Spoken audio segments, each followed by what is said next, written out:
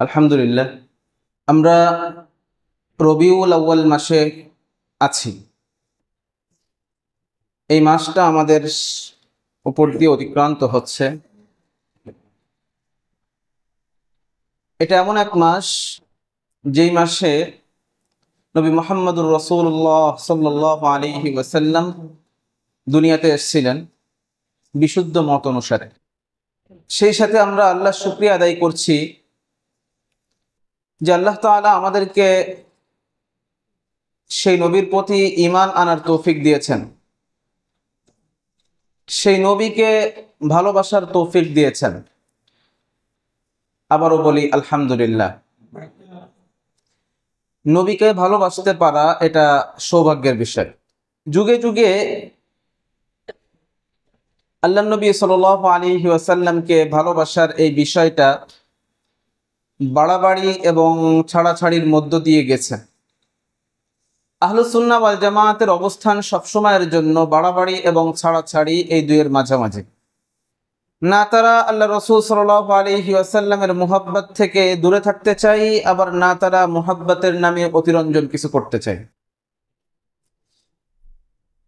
আহলুস সুন্নাহ ওয়াল জামাত মনে করে যে আল্লাহ রসুল সাল্লাল্লাহু আলাইহি ওয়াসাল্লামের প্রতি ভালোবাসা যে বহিঃপ্রকাশ ঘটানো, এটাও আল্লাহর ইবাদতের অন্তর্ভুক্ত, এটাও আল্লাহর দাসত্বের অন্তর্ভুক্ত। সুতরাং এর পদ্ধতিগুলো হতে হবে আল্লাহ সুবহানাহু ওয়া তাআলার দেখানো। আল্লাহ সুবহানাহু ওয়া তাআলা যেই পদ্ধতি দেখিয়েছেন বা তার রাসূল সাল্লাল্লাহু আলাইহি ওয়াসাল্লাম দুনিয়ার মানুষদেরকে যেই পদ্ধতিতে তার প্রতি মুহাব্বত প্রকাশ করতে নির্দেশনা দিয়েছেন, সেটা কথার মাধ্যমে হোক, কাজের মাধ্যমে হোক, একমাত্র সেই পদ্ধতিতেই রাসূলের প্রতি মুহাব্বতের প্রকাশ হতে হবে। এর বাহিরে যতই ভালোবাসার দাবি নিয়ে, যতই আন্তরিকতার দাবি নিয়ে যত যাই কিছু করা হোক না কেন, সেটা দিন শেষে তার প্রতি মুহাব্বত হবে না, সেটা দিন শেষে সওয়াবের কাজ হবে না, সেটা দিন শেষে বরং ব্যক্তির আমলকে আরো নষ্ট করে দিবে। এজন্য আমরা শুকরিয়া আদায় করব আবারও এজন্য যে আল্লাহ তাআলা আমাদেরকে আহলুল বিদআহ থেকে দূরে থেকে আহলুস সুন্নাহর অন্তর্ভুক্ত হওয়ার তৌফিক দিয়েছেন। আলহামদুলিল্লাহ। আল্লাহ তাআলা কুরআনের ভিতর বলেন, الذين يتبعون الرسول النبي الأمي الذي يجدونه مكتوبا عندهم في التوراة। যারা ঈমান এনেছে, আল্লাযীনা ইয়াত্তাবিউনা আর-রাসূল, যারা সেই রাসূলের অনুসরণ করছে, রাসূলের আনুগত্য করছে।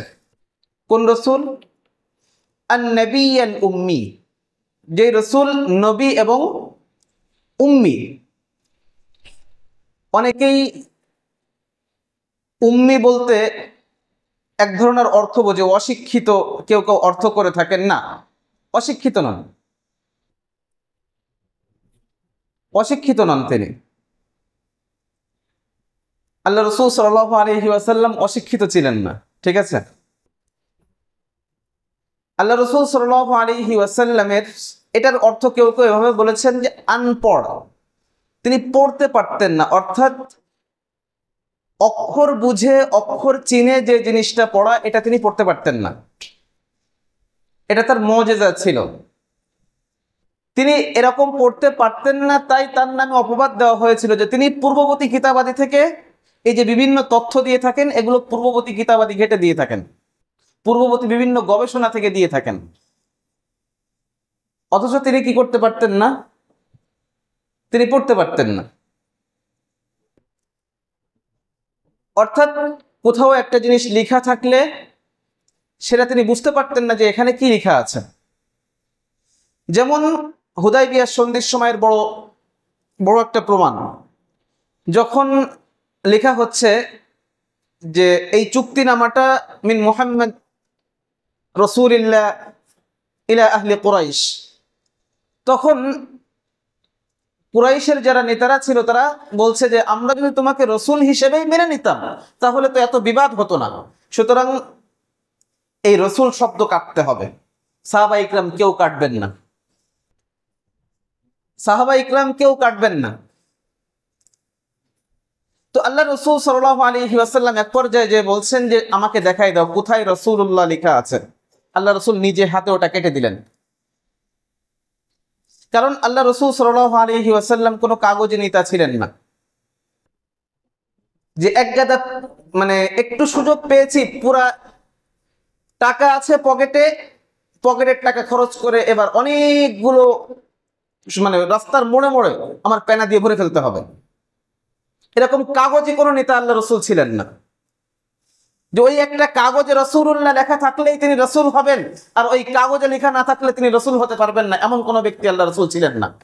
এগুলো দুনিয়ার কাগজ নেতাদের, যাদের সমাজে কোনো দাম নাই, সমাজে কেউ 4 পয়সা দিয়ে মূল্যায়ন করে না, ওরা এসবের মাধ্যমে একটু নিজের ফুটনি দেখায়।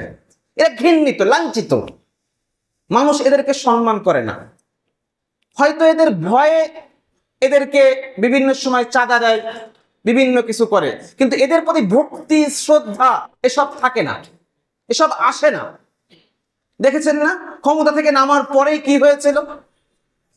এর আগে আগস্ট মাস যখন গেছে তখন আগস্টটা উদযাপিত হয়েছিল কিভাবে, মনে আছে না? কিভাবে হতো? এরপরে ক্ষমতা নাই, তোমার সে ভালোবাসা কোথায় গেছে? তোমাদের সে ভালোবাসা কোথায় গেছে? এগুলো ক্ষমতার ভয়ে, এদের ক্ষমতার ভয়ে মানুষ এই ভক্তি শ্রদ্ধা দেখায়। কিন্তু আল্লাহ রসুল সাল্লাল্লাহু আলাইহি ওয়াসাল্লাম এমন কোন নেতা ছিলেন না যে কাগজে রাসূলুল্লাহ লেখা থাকলেই তিনি রাসূলুল্লাহ, তাই রাসূল না। আল্লাহ তাআলা ব্যবস্থা করে দিলেন। কি ব্যবস্থা করে দিলেন? মুহাম্মাদুর রাসূলুল্লাহ। আল্লাহ তাআলা কোরআনের ভিতর ঢুকাই দিলেন রাসূলুল্লাহ শব্দ। উম্মত এটা কিয়ামত পর্যন্ত তেলাওয়াত করতেই থাকবে, করতেই থাকবে। তো যাই হোক, আল্লাহ রসুল বললেন কোথায় লেখা আছে দেখাই দাও। আল্লাহ রসুল নিজে হাতে ওটা মুছে দিলেন। তো এটা প্রমাণ করতে চাচ্ছি যে আল্লাহ রসুল সাল্লাল্লাহু আলাইহি ওয়াসাল্লাম এরকম লিখিত বিষয়গুলো কি করতে পারতেন না, পড়তে পারতেন না বা বুঝতে পারতেন না। এজন্য আল্লাহ বলেন আন-নাবিয়্যাল উম্মি আল্লাযী ইয়াজিদুনাহু মাকতুবান ইনদাহুম ফিত তাওরাতি ওয়াল ইনজিল, যার বিষয়টা তারা তাদের কিতাব তাওরাত এবং ইনজিলের ভিতর লিপিবদ্ধ অবস্থায় পায়। ইয়ামুরুহুম বিল মা'রুফি ওয়া ইয়ানহাহুম আনিল মুনকার, যিনি তাদেরকে সৎ কাজের আদেশ দিয়েছেন এবং অসৎ কাজ থেকে নিষেধ করেছেন। ওয়া ইউহিল্লু লাহুমুত তাইয়্যিবাত ওয়া ইউহাররিমু আলাইহিমুল খাবাইস, এবং তিনি তাদের জন্য উত্তম বস্তুকে হালাল সাব্যস্ত করেছেন এবং যা নাপাক অপবিত্র সেগুলোকে হারাম সাব্যস্ত করেছেন।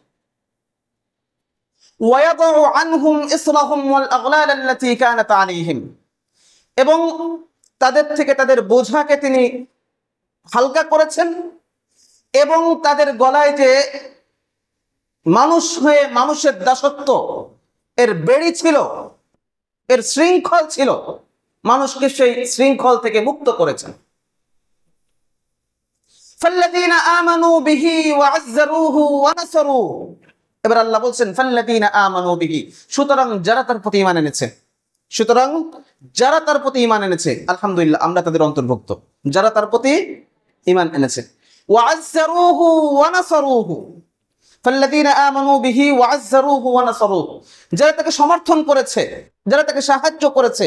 ওয়াত্তাবাউন নূর আল্লাযী উনজিলা মা'আ, এবং সেই নূরের অনুসরণ করেছে যা তার প্রতি নাজিল করা হয়েছিল। আল্লাহ বলছেন উলাইকা হুমুল মুফলিহুন, এরাই হচ্ছে সফলকাম, এরাই হচ্ছে সফলকাম।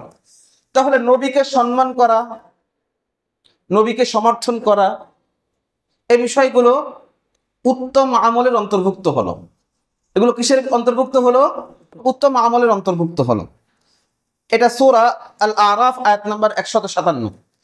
এছাড়াও আল্লাহ তাআলা সূরা আল ফাতহের আয়াত নাম্বার 8 থেকে 9 আল্লাহ বলছেন ইন্না আরসালনাকা শাহিদাও ওয়া মুবাশশিরাও ওয়া নাযীরা, হে নবী আমি আপনাকে শাহিদান সাক্ষী রূপে, ওয়া মুবাশশিরান ওয়া নাযীরান এবং সুসংবাদদাতা ও সতর্ককারী রূপে পাঠিয়েছি।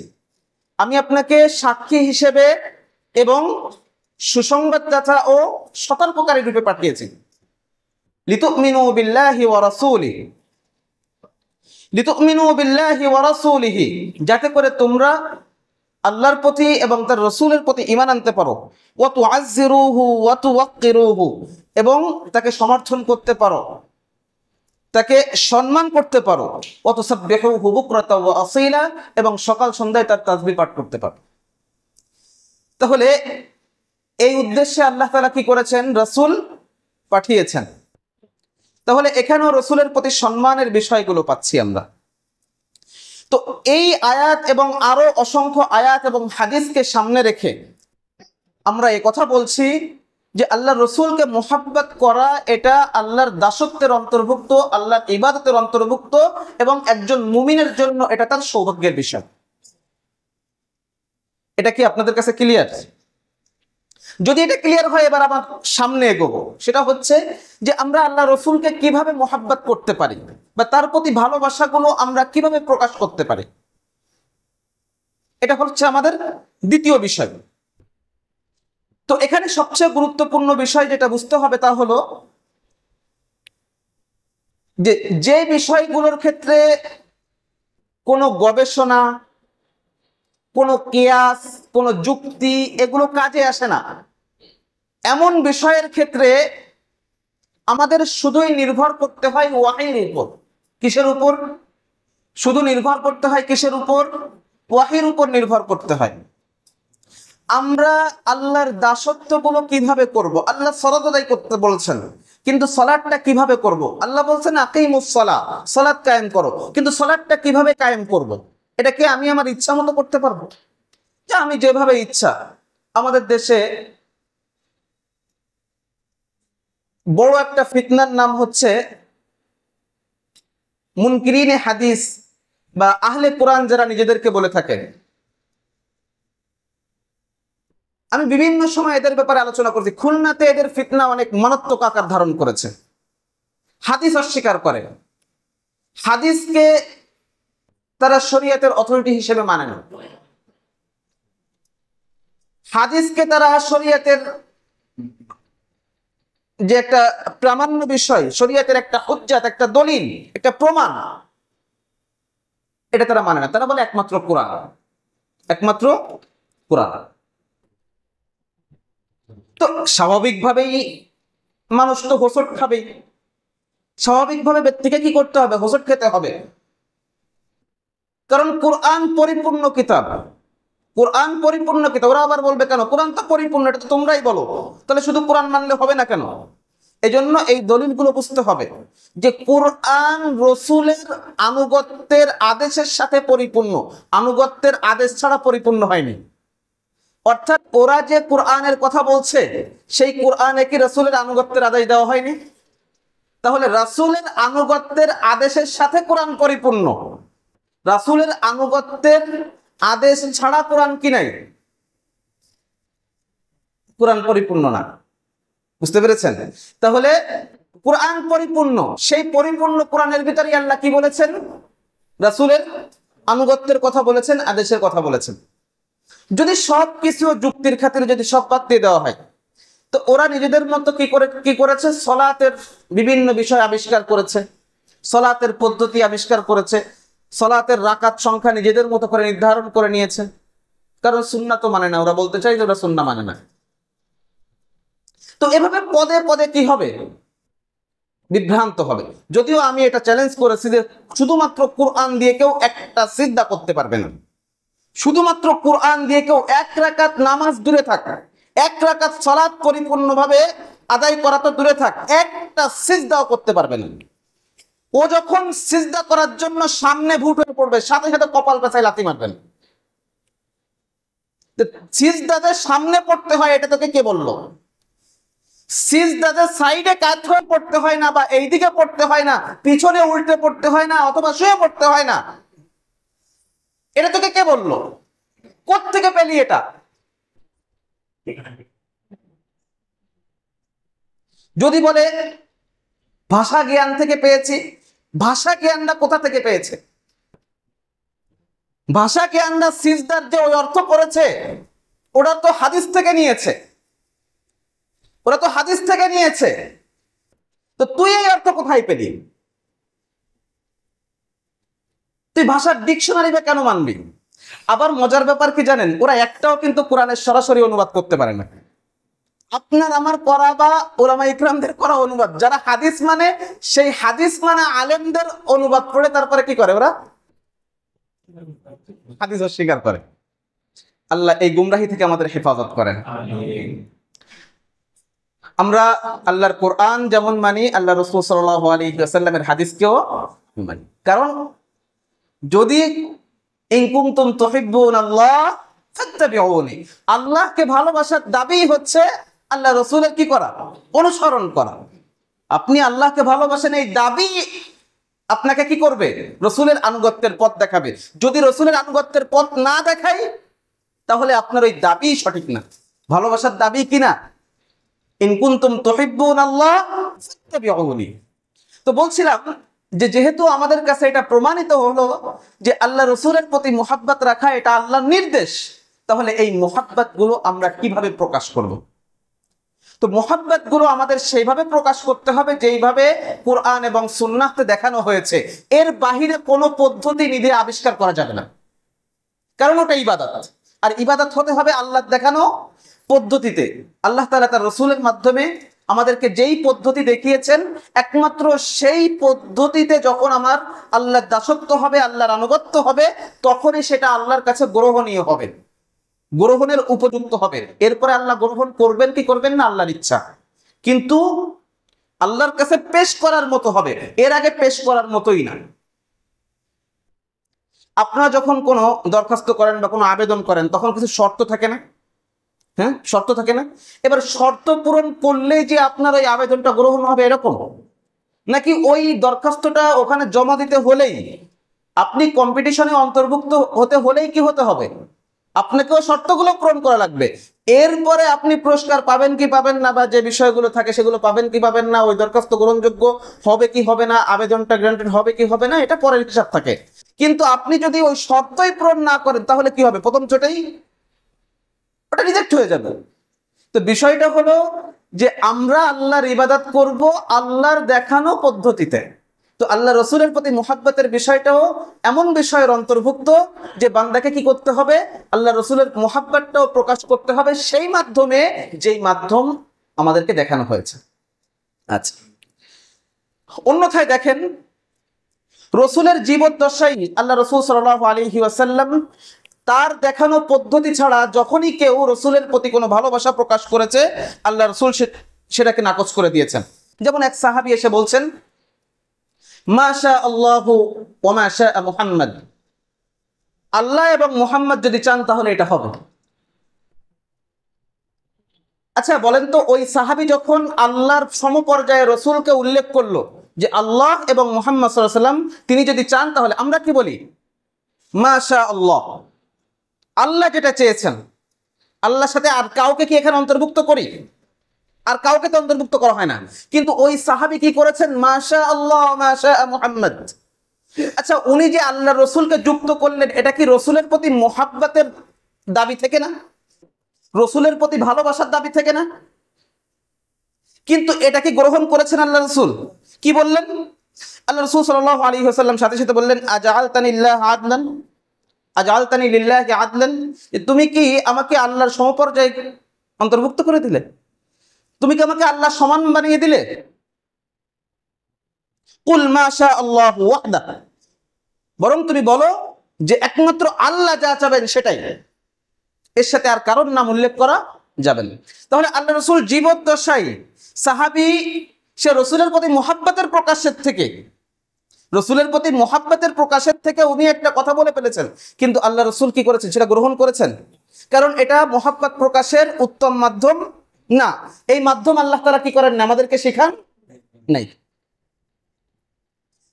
তাহলে এবার বলেন তো, কোন একটা আমল বৈধ হওয়ার জন্য শুধু এই শর্ত পূরণ হলে কি হবে যে আমি রাসূলের মুহাব্বতে করতেছি?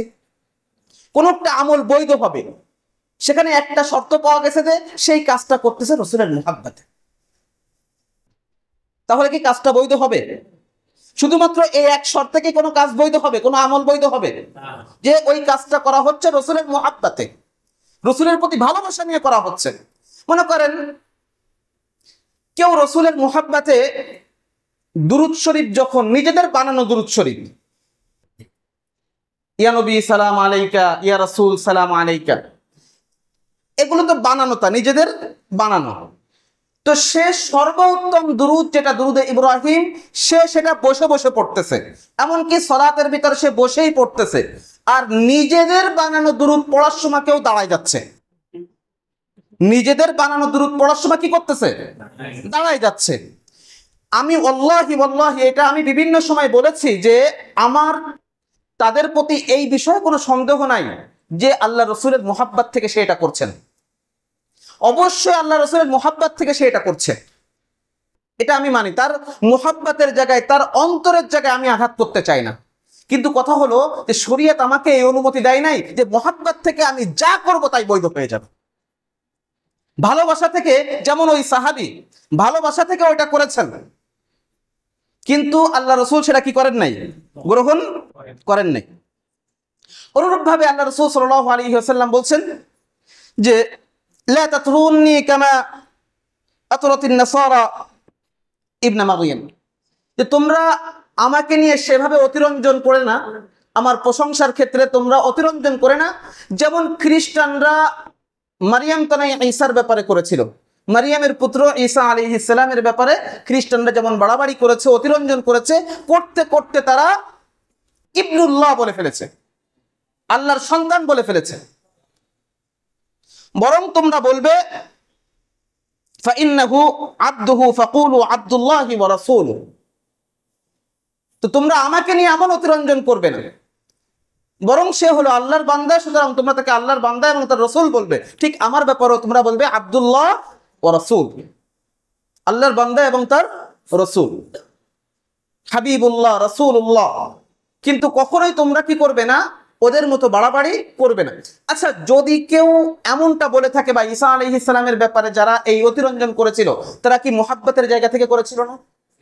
তারা কি ঈসা আলাইহিস সালামের প্রতি মুহাব্বত নিয়ে করেছিল না? এটা তার প্রতি ভালোবাসা নিয়ে করেছিল না? তাহলে যদি ভালোবাসা নিয়ে একটা কাজ করলেই, শুধুমাত্র ভালোবাসার দাবি থাকলে কি কোনো কাজ বৈধ হয়ে যাবে?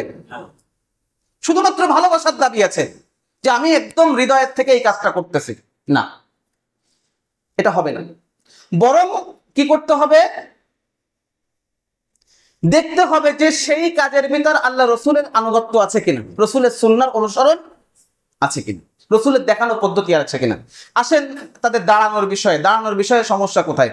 একটা হচ্ছে যে দাঁড়ানোর যে চিন্তাটা যে গুড়ার থেকে আসতেছে, যে যখন রসুলের প্রতি দুরূদ পড়া হয় তখন রসুল কি হন? উপস্থিত হন, তার সম্মানে দাঁড়িয়ে যায়। কোন হাদিস এর সমর্থন করে না, বরং রসুলের প্রতি দুরূদ পড়া হলে সেই দুরূদ রসুলের কাছে পৌঁছানো হয়, বিশুদ্ধ হাদিস রয়েছে, সেটা রসুলের কাছে পৌঁছানো হয়। যদি রসুল উপস্থিত হন, ওয়ালাউ ফরজান, মেনে নিলাম যে দুরূদ পড়ার সময় আল্লাহ রসুল উপস্থিত হন, তর্কের খাতিরে মেনে নিলাম রসুল উপস্থিত হন। এখন কি দাঁড়াবো কিনা? এখন দাঁড়াবো কিনা? আবু দাউদ খোলেন, তিরমিজি খোলেন, হাদিস রয়েছে যে আল্লাহ রসুল থেকে অধিক প্রিয় সাহাবাদের কাছে আর কেউ ছিল না। লাম ইয়াকুন আহাব্বু ইলাইহিম মিন রাসূলিল্লাহি সাল্লাল্লাহু আলাইহি ওয়াসাল্লাম, আবু দাউদের হাদিস, যে আল্লাহ রসুল থেকে অধিক প্রিয় সাহাবাদের কাছে আর কেউ ছিল না। ওয়া কানু ইযা রাআউহুম লাম ইয়াকুমু, এত সত্ত্বেও যখন সাহাবা ইকরাম আল্লাহ রসুলকে দেখতেন তখন তারা দাঁড়াতেন না, তখন তারা দাঁড়াতেন না। কারণ লিমা ইয়ালামুনা মিন কারাহিয়াতিহি লিযালিক, কারণ এটা আল্লাহ রসুল কতটা অপছন্দ করেন এটা সাহাবা ইকরাম জানতেন। আমাদের রয়েছে না কিছু বিষয়, বসের জন্য দাঁড়িয়ে যাওয়া, বসের জন্য দাঁড়িয়ে যাওয়া। আল্লাহ রাসূল হাদিসে স্পষ্ট বলেছেন সাল্লাল্লাহু আলাইহি ওয়াসাল্লাম, মান সাররাহু আন ইয়াতামাসসালা লাহু আর-রিজালু কিয়ামান ফালিয়াতাবাওয়া মাকাদাহু মিনান নার। মান সাররাহু আন ইয়াতামাসসালা লাহু আর-রিজালু কিয়ামান ফালিয়াতাবাওয়া মাকাদাহু মিনান নার। যেই ব্যক্তিকে এই বিষয়টা আনন্দ দেয় যে লোকেরা আমার সামনে একেবারে মূর্তির মতো সোজা হয়ে দাঁড়িয়ে থাকবে, সে নিজের ঠিকানা জাহান্নাম বানালো, সে নিজের ঠিকানা জাহান্নাম বানালো। তো বলছি যে আল্লাহ রসুল যদি উপস্থিত হন, ওয়ালাউ ফরজান, মেনে নিলাম তাদের কথা, যদি উপস্থিত হন তাও এখানে দাঁড়ানোর বিষয়টা শরীয়ত অনুমোদিত নয়। কারণ আল্লাহ রসুল বলেছেন লা তাকুমু কামা তাকুমুল আআজিম, অনারবরা যেমন একজন একজনকে সম্মান করার জন্য দাঁড়িয়ে যায়, তোমরা এরকম করে দাঁড়াবে না। অন্য আর এক হাদিস। সুতরাং এই হাদিসগুলো আমাদেরকে স্পষ্টভাবে এটা প্রমাণ করছে যে যদি তাদের দাবি সত্য হয়ে থাকে যে আল্লাহ রাসূল দুরূদ পড়ার সময় উপস্থিত হন, যেটা সম্পূর্ণ মিথ্যা কথা, কিন্তু তর্কের খাতিরে মেনে নিলাম রাসূল উপস্থিত হন, তো এরপরও আমাদের জন্য দাঁড়ানোটা কি হবে না? বৈধ হবে না। আর সর্বোপরি কথা হলো যে যেই দুরূদ, সর্বোত্তম দুরূদ আমরা পড়তেছি বসে, এবং সেটা বসে পড়া আমাদের জন্য কি আল্লাহর নির্দেশ, সেখানে নিজেদের বানানো দুরূদ পড়ার সময় দাঁড়াতে হবে কেন? আল্লাহ তাআলা বোঝার তৌফিক দান করেন। তাহলে আমরা আল্লাহ রাসূল সাল্লাল্লাহু আলাইহি ওয়াসাল্লামের প্রতি মুহাব্বত প্রকাশের কিছু নির্দেশনা পেলাম। সেটা হলো যে সেই পদ্ধতিতে রাসূলের প্রতি মুহাব্বত প্রকাশ করতে হবে যেই পদ্ধতি আল্লাহর পক্ষ থেকে বা তার রাসূলের পক্ষ থেকে আসছে। এমন কোনো পদ্ধতিতে করা যাবে না যেই পদ্ধতি তাদের থেকে আসে নাই। দেখেন, আল্লাহ রাসূল সাল্লাল্লাহু আলাইহি ওয়াসাল্লাম যখন জীবিত ছিলেন, তো জীবিত থাকা অবস্থায় ইন্তেকালের আগে সাহাবা ইকরাম যখন গুরুত্বপূর্ণ কোনো ইস্যুতে দোয়া করতেন, তখন আল্লাহ রসুলকে দিয়ে দোয়া করাতেন। আমরা ওই যে ওসিলা বলে থাকি না, ওসিলা, যে অমুকের ওসিলা, এই যে ওসিলাগুলো, তো এই ওসিলাগুলো মৌলিকভাবে শরীয়ত যেভাবে শিখাইছে সেটা হলো যে আপনি যাকে ওসিলা বানাতে চাচ্ছেন তাকে দিয়ে আপনি দোয়া করেন। কথার কথা, আপনার এলাকায় একজন বুজুর্গ ব্যক্তি আসছেন, বড় কোনো আল্লাহ ওয়ালা ব্যক্তি আসছেন, তো আপনি বললেন যে আপনি আমাদের জন্য একটু দোয়া করেন। এটা হলো ওসিলা, তাকে দিয়ে দোয়া করানো। তো সাহাবা ইকরাম ওমর রাদিয়াল্লাহু আনহু বলতেছেন যে আল্লাহুম্মা ইন্না কুন্না নাতাওয়াসসালু ইলাইকা বিনাবিয়িনা ফাতাসকিনা, হে আল্লাহ, আপনার নবীর জীবদ্দশায় তো আমরা নবীর ওসিলা করে, অর্থাৎ তাকে দিয়ে দোয়া করান, আমরা দোয়া করাতাম, আর আপনি আমাদেরকে কি দিতেন? বৃষ্টি দিতেন। তো এখন নবী নাই, তো যখন আল্লাহ রাসূল সাল্লাল্লাহু আলাইহি ওয়াসাল্লাম দুনিয়াতে নাই, তখন সাহাবা ইকরাম কি করেছেন? তখন আল্লাহ রাসূল সাল্লাল্লাহু আলাইহি ওয়াসাল্লামের চাচাকে দিয়ে ওমর রাদিয়াল্লাহু আনহু কি করিয়েছেন? আব্বাস ইবনে আব্দুল মুত্তালিব রাদিয়াল্লাহু আনহুকে দোয়া করে বলছেন যে নবী সাল্লাল্লাহু আলাইহি ওয়াসাল্লাম জীবিত থাকতে তো আমরা নবীকে দিয়ে দোয়া করাতাম, আল্লাহ তাআলা আমাদের দোয়া কবুল করতেন, তো এখন আপনি একটু আমাদের জন্য দোয়া করেন, কারণ নবীর সাথে আপনার সংশ্লিষ্টতা রয়েছে, নবীর সান্নিধ্য রয়েছে আপনার, আপনি নবীর অতি কাছের, তো আপনি আমাদের জন্য দোয়া করেন। দেখেন, নবী জীবিত নাই, এই সময় সাহাবা ইকরাম কি নবীকে মাধ্যম বানিয়েছেন? হ্যাঁ, মাধ্যম বানালেন? পারতেন না? পারতেন কিনা? যে নবী জীবিত ছিল তখনও আমরা নবীর মাধ্যমে দোয়া করাতাম, এখন আপনি নবীর ওসিলা আমাদের দোয়াকে কবুল করে নেন, এমনটা বলেছেন? কি করলেন? জীবিত থাকা অবস্থায় রসুলকে দিয়ে দোয়া করিয়েছেন। আল্লাহ রসুলের ইন্তেকালের পরে জীবিত বুজুর্গ ব্যক্তিকে দিয়ে দোয়া করাচ্ছেন, জীবিত আল্লাহ ওয়ালাকে দিয়ে দোয়া করাচ্ছেন, এটাকে তারা ওসিলা মনে করতেছেন। আচ্ছা, যখন ওমর রাদিয়াল্লাহু আনহু রসুলের ইন্তেকালের পরে অন্য ব্যক্তিকে দিয়ে দোয়া করাচ্ছেন, তখন কি রসুলের প্রতি তার মুহাব্বত ছিল না? তিনি কি রসুলের মুহাব্বতে রসুলকে মাধ্যম বা রসুলের ওসিলায় দোয়া করতে পারতেন না? তাহলে মুহাব্বত প্রকাশের জন্য আমাকে কি করতে হবে? ঠিক সেই উপায়ে এগোতে হবে যেই উপায়গুলো আল্লাহ তাআলা দেখিয়েছেন। ভিন্ন কোনো উপায়ে এগোতে পারবো? আমাদের জন্য বৈধ হবে? তো এই যে আল্লাহ রসুলের প্রতি মুহাব্বত প্রকাশের জন্য যুগে যুগে যত বিভ্রান্ত বিষয়গুলো আবিষ্কৃত হয়েছে, নব উদ্ভাবিত বিদআত তৈরি করা হয়েছে, তার ভিতর বড় একটা বিষয় হচ্ছে আল্লাহ রসুল সাল্লাল্লাহু আলাইহি ওয়াসাল্লামের মিলাদকে কেন্দ্র করে, জন্মকে কেন্দ্র করে আনন্দ উদযাপন করা, জন্মদিন পালন করা। এখন তো আবার কেউ কেউ বলে সকল ঈদের সেরা ঈদ। ঈদে মুসলিমদের ঈদ কয়টা বলেন তো? মুসলিমদের ঈদ দুইটা, লা সালিসা লাহা, যার কোনো তৃতীয় বলতে আর কিচ্ছু নেই। ঈদ কয়টা? এর কোনো তৃতীয় আছে? যদি বানানো হয়, আমার উদ্দেশ্য অনেক ভালো, রসুলের প্রতি মোহাব্বত, রসুলের দুনিয়াতে আগমন, এটা আমার জন্য সৌভাগ্যের বিষয়। আমি অনেক ভালোবাসি, তার আগমনটাকে আমি ঈদ হিসেবে গ্রহণ করলাম। শরিয়ত অনুমতি দিবে? অনুমতি দিবে? দিবে অনুমতি? জোরে বলেন না কেন? আপনাদের কি, আপনাদের মনে হচ্ছে যে না একটু সংশয় আছে, সেরকম মনে হচ্ছে নাকি? মুসলিমদের দুইটা ঈদ, এরপরে আর কোন ঈদ মুসলিমদের নাই। আল্লাহ তাআলা বোঝার তৌফিক দান করেন। এরপরে যে ঈদের কথা বলা হচ্ছে, দেখেন, রসুলের জন্মে খুশি হওয়া, এই বিষয়গুলোই রসুলের প্রতি মুহাব্বতের জন্য যথেষ্ট নয়। এটা আর একটা গুরুত্বপূর্ণ দাবি করলাম আজকে। শুধুমাত্র রসুলের জন্মে খুশি হলাম, রসুলের জন্মকে নিয়ে আমি আনন্দ উদযাপন করলাম, অনুসরণের জায়গায় আমার জিরো। এটা কি বলেন তো পরকালে মুক্তির জন্য যথেষ্ট? যদি পরকালে মুক্তির জন্য এটা যথেষ্ট হয়, তাহলে আল্লাহ নবীর জন্মে আর একজন ব্যক্তি খুশি হয়েছিল, নাম কি তার? নাম কি? আবু লাহাব।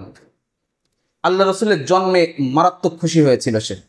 যখন তাকে সংবাদ দেওয়া হলো, এক দাসী যে বলল, আপনার ভাই আব্দুল্লাহ যে ভাই মারা গেছে, সেই ভাইয়ের একটা পুত্র সন্তান হয়েছে, ও আঙুলের ইশারায় ওই দাসীকে আজাদ করে দিল এই সুসংবাদ দেওয়ার জন্য।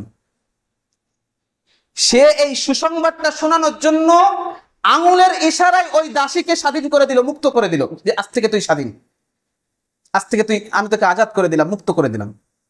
রসুলের জন্মে সে খুশি হয়েছিল কিনা? অনুসরণ করেছিল কিনা? তাহলে শুধু জন্মে খুশি হওয়া যথেষ্ট নয়, মূল বিষয় কি?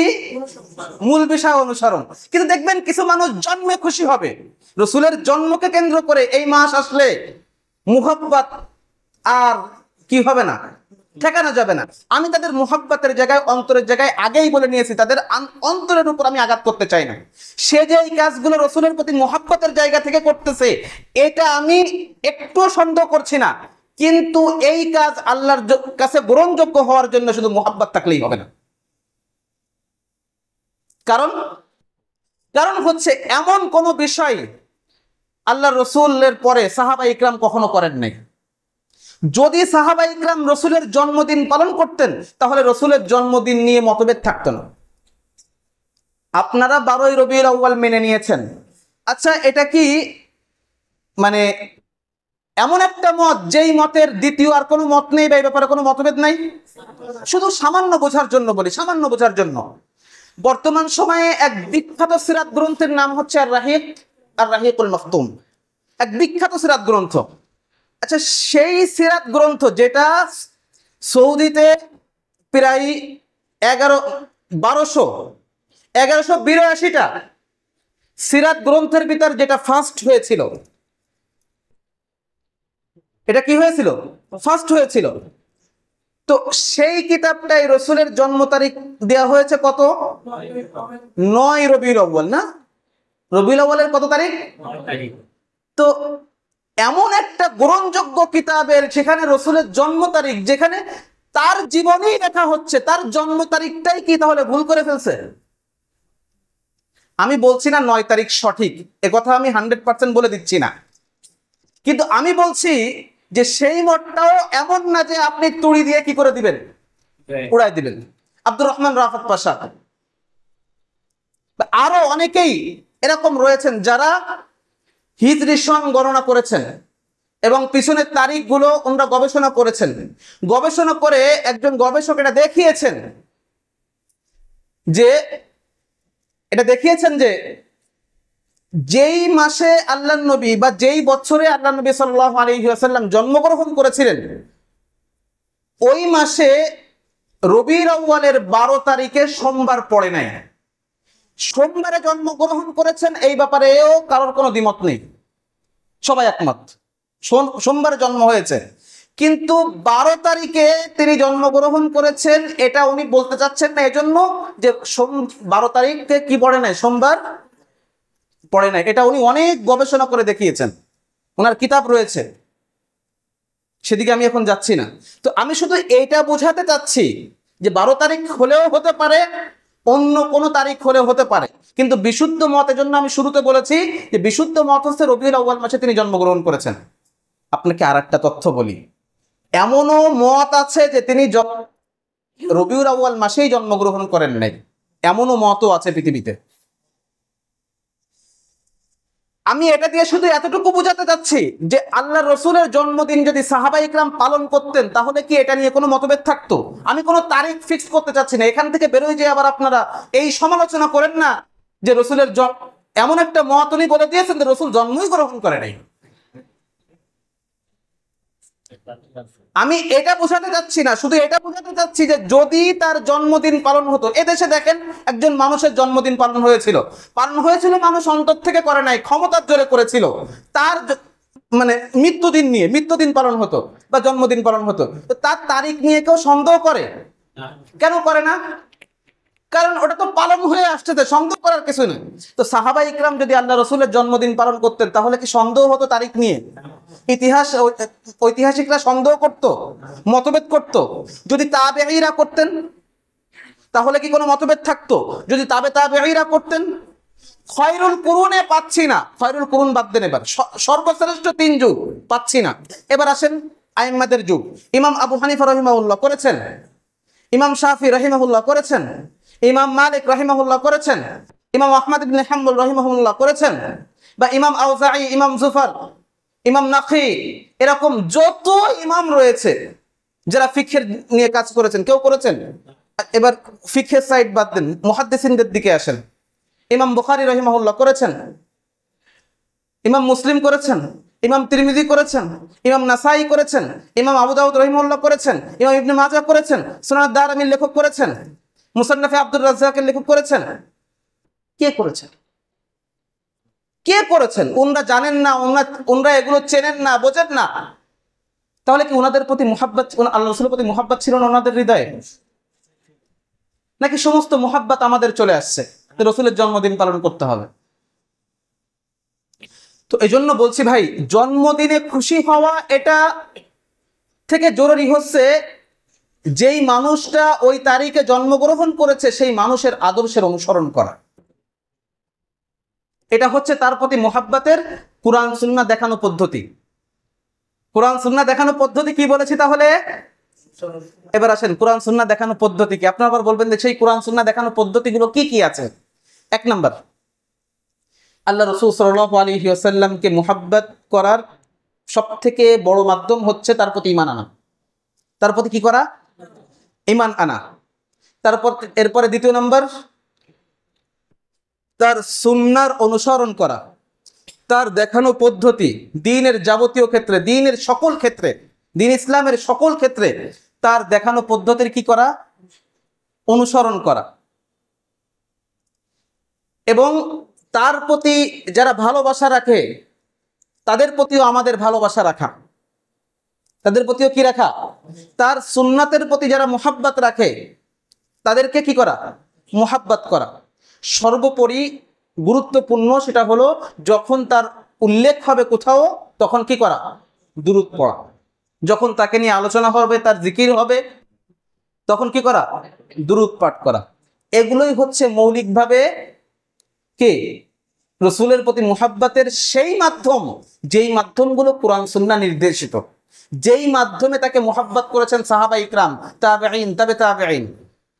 আচ্ছা তাহলে এবার বলেন তো, সাহাবা ইকরাম, তাবেঈন, তাবেঈন, আইম্মা মুজতাহিদিন, সালাফ as-সালিহিন, মুহাদ্দিসিন, যত যাদের নাম বললাম, ইনারা রসুলের জন্মদিন পালন করেন নাই কোন কারণে? বলতে হচ্ছে এবার বলতে পারবেন আশা করি। সেটা হলো ওনারা জন্মদিন পালন করেন নাই রসুলের প্রতি মুহাব্বতের কারণে। এবার বলেন, ইনরা রসুলের জন্মদিন পালন করেন নাই কেন? এবার কি সন্দেহ আছে? কারণ কি? এটা পালন করাটা রসুলের নির্দেশনা বহির্ভূত বিষয়, এই কারণে তারা ভালোবাসার বহিঃপ্রকাশ হিসেবে এটা দেখেন না, বরং ভালোবাসার বহিঃপ্রকাশ হিসেবে দেখেন তার সুন্নাতের কি করা? অনুসরণ করা, তার দেখানো পদ্ধতির কি করা? অনুসরণ করা। এখন প্রশ্ন, এত লোক করলেন না, মুহাদ্দিসিনরা করলেন না, ফুকাহারা করলেন না, ইমামরা করলেন না, ফিকহের ইমাম, হাদিসের ইমাম, তারপরে যত কিরাতের যত ইমাম আছে তারাও করেন নাই। কোরআনের যে কিরাত, এই কিরাতের যে কুরআয়ে সাবা বা কুরআয়ে আশারা যারাই আছেন ওনারা করেছেন, এটা করেন নাই। তাহলে করলো কারা? যারা করেছে তারা মুসলিম ছিল না। যারা করেছে তারা মুসলিম ছিল না। বুঝতে পেরেছেন? 400 হিজরিতে এসে, কত হিজরিতে এসে, যারা নিজেদেরকে ফাতেমি বলে পরিচয় দিত, এই যে ফাতেমি সাম্রাজ্যের কথা শুনেছেন না, মিশর সহ তার আশপাশের এলাকায় প্রায় 150 বছর তারা শাসন করেছিল। এরা ছিল মৌলিকভাবে ইসমাইলি বাতেনি সম্প্রদায়। ইসমাইলি বাতেনি সম্প্রদায় মৌলিকভাবে ওরা এই কাজ করেছেন। মজার ব্যাপার হচ্ছে সেই যুগে একজন বহুত বড় আলিম সেই সময়টা, ওই বাতিনিদের সময়টা পেয়েছিলেন। বুঝতে পেরেছেন? ওই বাতিনিদের সময়টা তিনি পেয়েছিলেন, কিন্তু উনি ওনার একটা কিতাব আছে, তো উনি সেই কিতাবের ভিতর আল্লাহ রসুলের প্রতি মুহাব্বতের যত পদ্ধতি সব উল্লেখ করেছেন, কিন্তু সেখানে মিলাদের আলোচনা করেন নাই। কি করেন নাই? এই জন্মদিন পালনের বিষয়টা আলোচনার বিষয়গুলো উল্লেখ করেন নাই। এছাড়া কোন গ্রহণযোগ্য আলেম, অনুসৃত আলেম, সুন্নাহর ইমাম যারা, কেউই এই বিষয়গুলো উল্লেখ করেন নাই। আমি কি আপনাদেরকে বুঝাতে পারলাম বিষয়টা? যদি এগুলো থেকে থাকে দলিল পেশ করেন যে এই খয়রুল কুরুনে সাহাবা ইকরাম, তাবেঈন, তাবে তাবিঈন এটা পালন করেছেন, এর প্রমাণ দেখান। কোন কিতাবে রয়েছে? অন্তত কিতাবের নামটা বলেন, কিতাবের আমরা সেটা একটু দেখে নিই, যে ইতিহাসের অমুক কিতাবে আলোচনা হয়েছে। কত সূক্ষ্ম সূক্ষ্ম বিষয়গুলো ইতিহাসের পাতায় উঠে আসছে, কিন্তু এই বিষয়গুলো কেন আসলো না? আল্লাহ তাআলা বোঝার তৌফিক দান করেন আমাদেরকে। আমরা এটা পালন করব না কেন? এবার আল্লাহ রাসূল সাল্লাল্লাহু আলাইহি ওয়াসাল্লাম বলতেছেন যে খায়রুল হুদা হুদা মুহাম্মদ ওয়া খায়রুল হাদি হাদি মুহাম্মদ। সর্বোত্তম যে পথ নির্দেশ বা সর্বোত্তম যে হাদিয়া, হিদায়াত, এটা হলো আল্লাহ রাসূল সাল্লাল্লাহু আলাইহি ওয়াসাল্লামের দেখানো হিদায়াত এবং তার দেখানো পদ্ধতি। ওয়া শাররুল উমুর মুহদাসাতুহা, আর সবচেয়ে নিকৃষ্ট বিষয় হচ্ছে দ্বীনের নামে নব আবিষ্কৃত বিষয়, যা আল্লাহ রাসূল করেন নাই, সাহাবা ইকরাম করেন নাই, বা তাদের থেকে এই ব্যাপারে কোনো নির্দেশনা পাওয়া যায় না। সেটা হলো কি? নিকৃষ্ট বিষয়। আল্লাহ রাসূল সাল্লাল্লাহু আলাইহি ওয়াসাল্লাম এই ব্যাপারে বলেছেন, ইয়াকুম ওয়া মুহদাসাতিল উমুর ফাইন্না কুল্লা মুহদাসাতিন বিদআহ ওয়া কুল্লা বিদআতিন দালালাহ। নাসাইর riwayaতের ভিতর অতিরিক্ত আসছে ওয়া কুল্লু দালালাতিন ফিন্নার। এই সমস্ত দ্বীনের নামে যত নব আবিষ্কৃত বিষয়, নিয়ত যত ভালো হোক না কেন, নিয়ত যত ভালো হোক না কেন, বেদাতে হাসানার ব্যাপারে সামনে বলতেছে। আপনাদের মাথার ভিতরে আবার ঘুরপাক খাচ্ছে যে বেদাত তো 2 প্রকার। উলামা ইকরাম আমাদের শিখিয়েছে বেদাত হচ্ছে 2 প্রকার। যেমন খারাপ শব্দ বলতে চাচ্ছিলাম, তো ইমাম মালিকের কথাটা এনে তারপরে শব্দটা বলবেন, তা নাহলে এবার নিতে কষ্ট হবে না অনেকের। সবাই আবার সবভাবে তো নিতে পারে না, এজন্য ইমাম মালিককে আগে সামনে রাখবানি। উনার ইমাম মালিককে যদি সামনে, বড় পাহাড় তো সামনে রাখলে আমার মতো ছোটরাই পিছন দিয়ে চলে যাওয়া যাবে না, অন্যথায় যে ধাক্কা আসবে না, ধাক্কা আমি নিতে পারবো না। ইয়াকুম ওয়া মুহদাসাতিল উমুর, তোমরা দ্বীনের নামে নব আবিষ্কৃত বিষয় থেকে বেঁচে থাকো, দূরে থাকো। ফাইন্না কুল্লা মুহদাসাতিন বিদআহ, দ্বীনের নামে নব আবিষ্কৃত, তা নাহলে বাইরে বের হয়ে যাবে। যখনই বলবেন তখন এক শ্রেণী আপনাকে বলবে, এই বেটা তুমি যে লুঙ্গি পরো, এই সেলাই করা লুঙ্গি, এই লুঙ্গি কি আল্লাহ রাসূল পরেছেন সেলাই করে? আচ্ছা বলেন তো, সেলাই করা লুঙ্গি পরলে কত গুণ বেশি সওয়াব পাওয়া যায়, আর সেলাই বিহীন পরলে কত গুণ সওয়াব পাওয়া যায়? বুঝতে পেরেছেন? তাহলে সেলাই করা আর না করার ভিতর কি সওয়াবের কোনো পার্থক্য আছে? এটা কি কেউ এই উদ্দেশ্যে সওয়াবের নিয়াতে পড়ে? হ্যাঁ, বেটা তুমি হজ করতে যাও বিমানে চড়ে, আল্লাহ রাসূল কি বিমানে চড়ে হজ করতে গেছেন? কি জবাব দেবেন?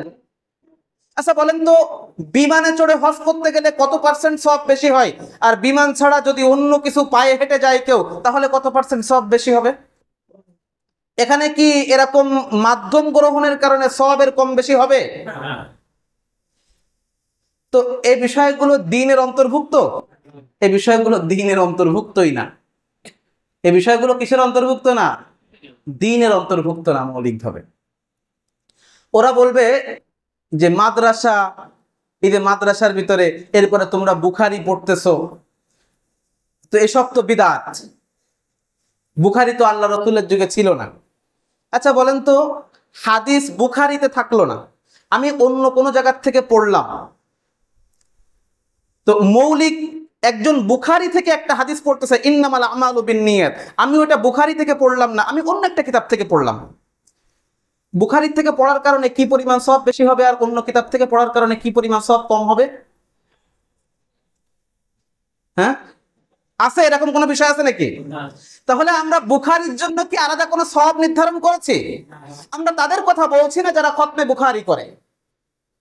খতমে বুখারীকে আলাদাভাবে খুব জাঁকজমকপূর্ণভাবে করে, আমি তাদের কথা বলছি না। তাদের বিষয়টা আলাদা, সে বিষয়গুলো আলাদা। সে বিষয়গুলো আলহামদুলিল্লাহ উলামা ইকরাম এটা নিয়ে কথা বলতেছেন। আহলুস সুন্নাহ উলামা ইকরাম খোদ কওমি ঘরানার থেকে অনেক উলামা ইকরাম এর এর প্রতিবাদ করতেছেন। সুতরাং আমরা এর প্রতিবাদ জারি রাখবো ইনশাআল্লাহ। এর প্রতিবাদ আমরা জারি রাখবো। আমরা এটাকে এরকম নতুন করে একটা বিদআত তৈরি হতে দিব না ইনশাআল্লাহ। আল্লাহ তাআলা বোঝার তৌফিক দান করেন। তো যাই হোক, তো এই যে যত বিষয়গুলো বলবে দেখবেন এর পিছনে আমরা আলাদা কোনো সওয়াব নির্ধারণ করি নাই, কিন্তু তারা কি বলে যে আমরা এই মিলাদ করতেছি কোনো সওয়াবের উদ্দেশ্যে না। তারা কি বলে যে আমরা এই দাঁড়িয়ে দাঁড়িয়ে মিলাদ করতেছি, কিয়াম করতেছি সওয়াবের উদ্দেশ্যে না, এ কথা বলে তারা? যদি বলে তাহলে আমি সত্যি বলতেছি, আমি ওদেরকে আর এটাকে বেদাত বলবো না। আমি বলবো এটা বাজে কাজ করতেছেন, ওটাকে আর বেদাত বলবো না। ওটা একটা বাজে কাজ করতেছেন, না সওয়াবের উদ্দেশ্য আপনার, না দুনিয়ার ফায়দা, না দ্বীনের ফায়দা, কোনো ফায়দা নাই। কিন্তু আপনি তো ওটা আখিরাতের ফায়দার জন্য করতেছেন, আপনি তো ওটা পরকালের মুক্তির জন্য করতেছেন, পরকালে সওয়াব পাওয়ার আশাই করতেছেন। সুতরাং এই পদ্ধতিতে সওয়াব পাওয়ার কোনো নির্দেশনা কুরআন সুন্নাহয় নাই, সুতরাং আমরা সেটা অনুসরণ করতে পারি না। সবাই একমত? এবার আসেন বিদআত হাসানা। অনেক আয়াত হাদিস রয়েছে, আলোচনা অনেক লম্বা, আমি সব লিখেছি, সমস্ত লিখা আপনাদেরকে দিয়ে দিব, আমার টেলিগ্রামে দিয়ে দিব, আপনারা দেখে নেবেন। আলোচনা অনেক লম্বা ছিল, সময় শেষ অলরেডি। শুধু ইমাম মালিক রহিমাহুল্লাহর একটা বক্তব্য দিয়ে আমি শেষ করে দেব। ইমাম মালিক রহিমাহুল্লাহ তিনি বলতেছেন, মানিবতাদা ফিল ইসলামি বিদআতান ইয়ারাহা হাসানা, যে ব্যক্তি ইসলামের ভিতর কোন একটা বিদআত ঢুকালো, দ্বীনের ভিতর দ্বীনের নামে নতুন একটা আমল ঢুকালো, নতুন একটা কাজ ঢুকালো যা আল্লাহ রাসূলের দিক নির্দেশনা নাই, এবং সেটাকে ইয়ারাহা হাসানা, সেটাকে বিদআতে হাসানা নাম দিল। সেটাকে কি নাম দিল? বিদআতে। ইমাম মালিকের কথা, আমার কথা না, ইমাম মালিক রহিমাহুল্লাহ বলতেছেন যে মানিবতাদা ফিল ইসলামি বিদআতান ইয়ারাহা হাসানা, যে ব্যক্তি এমন কোন বিদআত তৈরি করলো, তৈরি করে সে সেটাকে হাসানা নামকরণ করলো, ফাকাদ জামা আন্না মুহাম্মাদান খানার রিসালা, সে ধারণা করলো যে মুহাম্মদ সাল্লাল্লাহু আলাইহি ওয়াসাল্লাম আল্লাহর রিসালাতের সাথে খিয়ানাত করেছেন। সে এই কথা বলছে, সে প্রকারান্তরে এই কথা বলছে যে আল্লাহ রাসূল, আল্লাহ যে তাকে রিসালাত দিয়েছিল, এই রিসালাত মানুষের কাছে পৌঁছানোর ক্ষেত্রে খিয়ানাত করেছেন। কারণ আল্লাহ তাআলা বলেছেন, আল ইয়াউমা আকমালতু লাকুম দীনাকুম, আমি তোমাদের জন্য তোমাদের দ্বীনকে পরিপূর্ণ করে দিয়েছি। তো আল্লাহ তাআলা তো দ্বীনকে পরিপূর্ণ করে দিয়েছেন, কিন্তু রাসূল সাল্লাল্লাহু আলাইহি ওয়াসাল্লাম ওইটুকু আমাদেরকে শিখান নাই। এই ব্যক্তি এই বিদআতটাকে ইসলামের ভিতর ঢুকায়, এবার ইসলামটাকে পরিপূর্ণ করতেছে। ইমাম মালিক কি বললেন? মানিবতাদা ফিল ইসলামি বিদআতান ইয়ারাহা হাসানা ফাকাদ জামা আন্না মুহাম্মাদান খানার রিসালা, যে ব্যক্তি কোন বিদআত আমল করলো এবং মনে করতেছে এটা বিদআতে হাসানা, এটা বিদআতে সাইয়্যা না। আচ্ছা, টয়লেটে যাওয়ার পরে যেটা আপনি ফেলে আসতেছেন, ওর শুকনোটার শুধু মনে হয়, মানে ওর যে ভিজাটা, ওই ভিজাটা শুধু মনে হয় নাপাক, শুকনোটা নাপাক না? হ্যাঁ,